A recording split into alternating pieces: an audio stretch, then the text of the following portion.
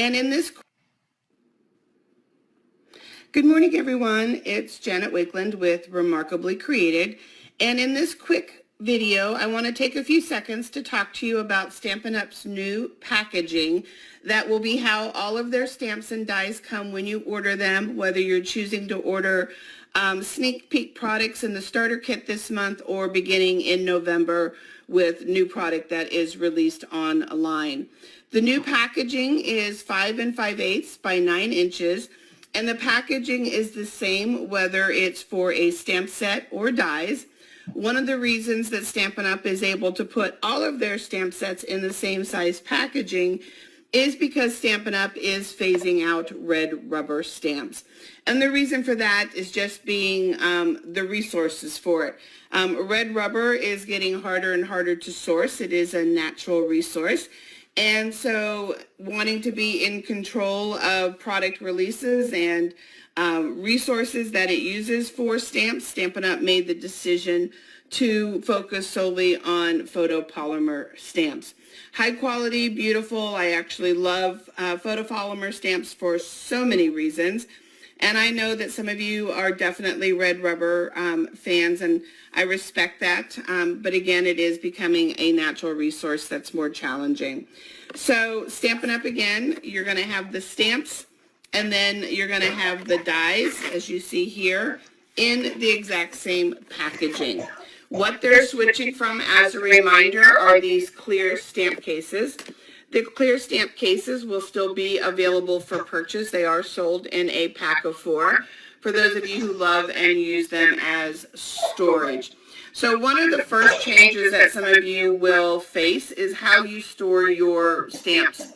And for me, of course, I store mine upright like this, and when I go to find my stamps, I stare at the spines of them trying to see what talks to me, especially if I'm being creative and I'm not coming over here to pull a specific stamp. So I spend a lot of time staring at the spine. In this new system, you won't have a spine to stare at. You're going to have a cover to stare at. And for me, this is not going to be a big change because this is already how I do my dies. I already have my dies in a bucket like this. I do not keep my dies with my stamp set. So again, it's not another big shift for me. I keep all of my dies with my stamp cut and emboss machine because I find I get a lot more use out of them as I shuffle through them, looking for maybe a frame or a circle that I wouldn't have reached for, a little leaf or a little flower. So I get a lot more use out of my dies by keeping them separate.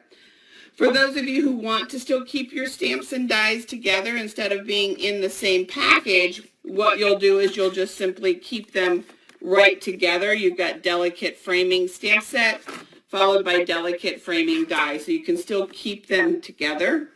For me, in addition, if you'll look up here, you'll see quite a few of my stamps have washi tape on them. That indicates that there's a die or a punch that coordinates with it.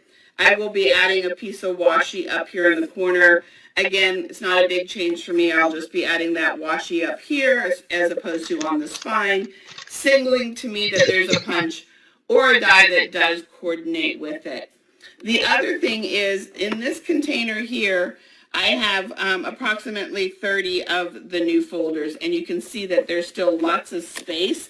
I anticipate that I'm going to be able to get 40 or more of those folders right in this case. So think about that. Okay, when I turn mine this way on my shelf, I have 40 stamps right there.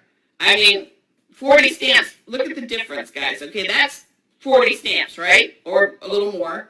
And again, now they're all condensed down right here. So massive, massive space savings. Opportunity for those of you who craft in RVs, craft on the go, who pack. Think about how many other fun things you'll be able to take. Think about how many other fun clothes and accessories and things like that that you can now take to the beach and on vacation that normally you were giving up space for your stamps and dies. Not only that, but the weight of transporting these to retreats and things, it's going to be so much nicer, guys. For me, the only other big change is I have a lot of my stamps and things on a top shelf that basically this is eye level for me, and that's not going to work with this. I had to move this down a shelf, and have it at eye level for working my way through the box. Okay, so I just had to adjust the shelves. I may find over time that this entire shelf will be lowered, which is one of the reasons I adore this style of shelving so much, because it's so easy to lower an entire shelf. The other thing for me is I am not transitioning every one of my older stamps over to the new system. First and foremost, because of my current system of storage. I've always taken what is a new release and kept them together. So these are all new releases. They're staying together. Over time, I sell all of my retired products. And so over time, these will just naturally be gone. So there's no sense for me personally to invest all that money in shifting everything I have to a system like this.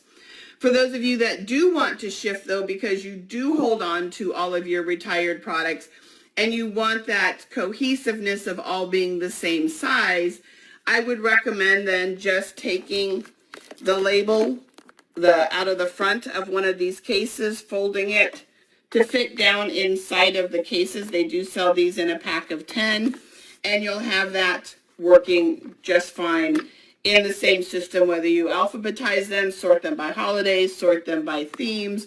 You can move yours over. I'm choosing not to, again, because I do sell my things when they're retired. I already have a system of keeping new releases together, so that won't change for me. So I'm definitely more at peace now that I actually have these in the studio. I figured out how it's going to look and work for me. So if you have questions, you need to run ideas, you're still trying to figure it out a little bit based on your own system, please ask them below. We're all here to brainstorm together and share and work together. And sometimes it just takes getting a few of the new ones in the house to help you understand that. And I was personally, like some of you, having a little bit of trouble wrapping my head around it. But now that I have them here, oh my gosh, guys, I'm so excited. I can't wait to see once, I mean, guys, think about this. So here's 40, right? So then imagine 80 and then another 40, right? 120. So imagine 3 buckets across. Like I literally will get to here and I will have 120 stamps in this much space in my studio, guys.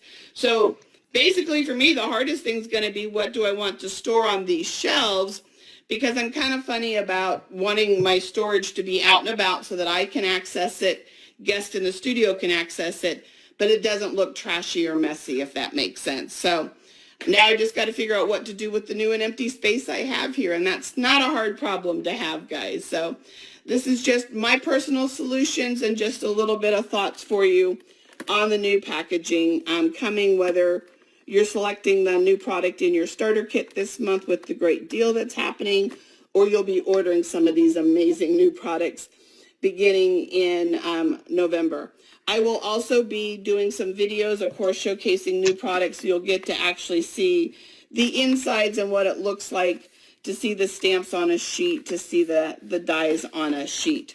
But this is just a real quick review of how I problem solved for myself in my studio. Thanks, guys. Good morning.